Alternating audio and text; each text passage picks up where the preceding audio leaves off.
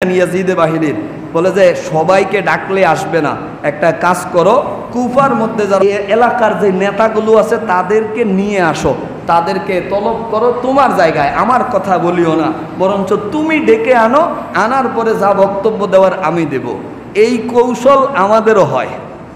ওই এলাকার যখন একটা রাষ্ট্রীয় সম্পদ বেচা দিতে চায়, যখন আপনার কোনো জায়গা দখল করতে চায়, তখন আগে ওই এলাকার মাথাগুলারে নিয়ে কিছু খাওয়ায়, ঠিক না?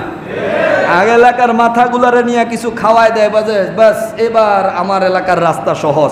এটাও ওই ইয়াজিদ থেকেই শিখা।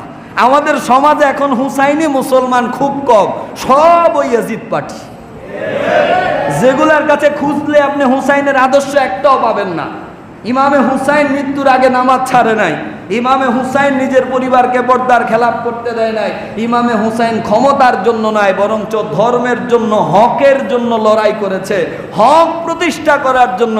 আর আজকে আমাদের সমাজে সবাই শুধু খাওয়ার জন্য আর দান্দার জন্য জালিমের সাথে আছে।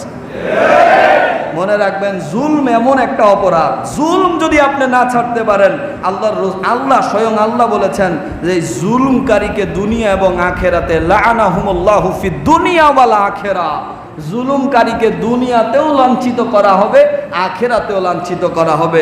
আপনি যেই পক্ষে যেই মতেই থাকেন না কেন, আমার প্রস্তাব হবে আপনি জুলুমকে সাপোর্ট দিতে পারেন না, জুলুমকে সাপোর্ট দেওয়ার কোনো সুযোগ নাই।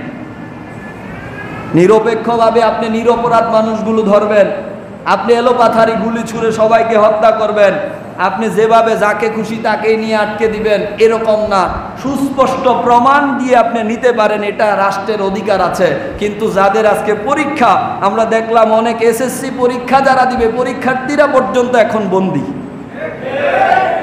আমি কোনো রাষ্ট্রবিরোধী বক্তব্য দিচ্ছি না, শুধু হকের কথা বলতে চাচ্ছি, কারণ হক না বললে আপনি বোবা শয়তান। আল্লাহর রাসূলের হাদিস বলেছে যে হক বলে না সে বোবা শয়তান। আমি কোনো উগ্রতা ছড়াতেও চাই না, কোনো ধরনের উগ্রতা ছড়ানোর কথাও বলছি না।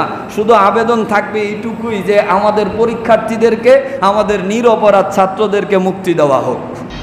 আর যারা দেশের সম্পদ নষ্ট করেছে তাদেরকে কঠিন থেকে কঠিন শাস্তি দেওয়া হোক।